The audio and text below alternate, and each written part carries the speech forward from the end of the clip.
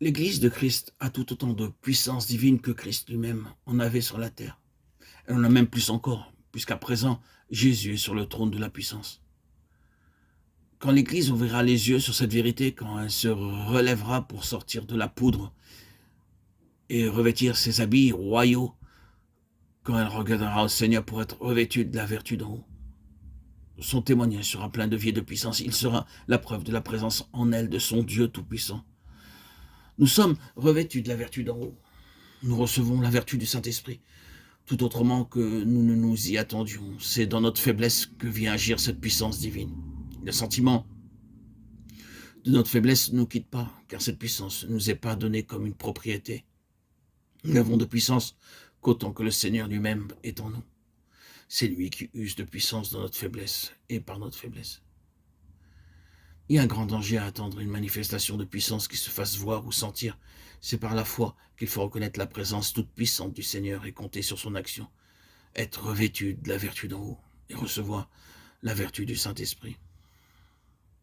C'est donc recevoir si bien par la foi le Seigneur Jésus lui-même que notre âme se réjouit de sa présence invisible certaine, que sa force s'accomplit dans la faiblesse. De Corinthiens 12, 9. L'ensemble d'un corps dépend de l'état des différentes parties qui la composent. De même, la puissance de l'Église du Christ dépend de l'état de chacun de ses membres.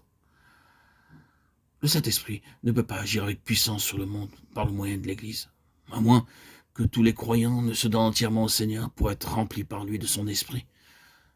Travaillons et prions dans ce sens-là. Une puissance douée de volonté est prête à faire passer sa volonté dans la mienne en toutes circonstances. C'est donc à la volonté divine que règne tout au fond de mon être que je dois me soumettre. C'est cette volonté divine qui se trouve dans sa toute puissance en mon cœur. Son esprit opère en moi. Et si je lui obéis avec déférence, cette force divine agira par moi et me fera marcher par sa force. Je suis moi aussi un homme soumis à la puissance d'autrui.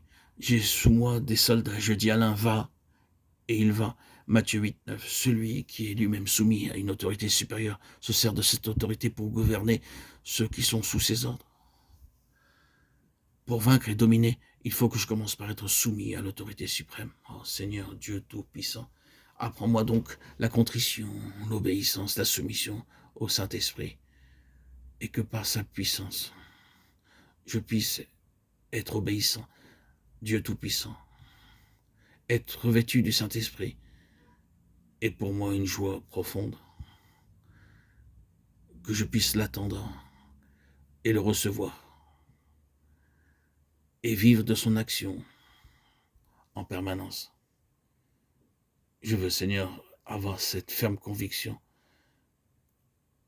que ton esprit est en moi, même si je ne ressens pas sa force en permanence, continuellement.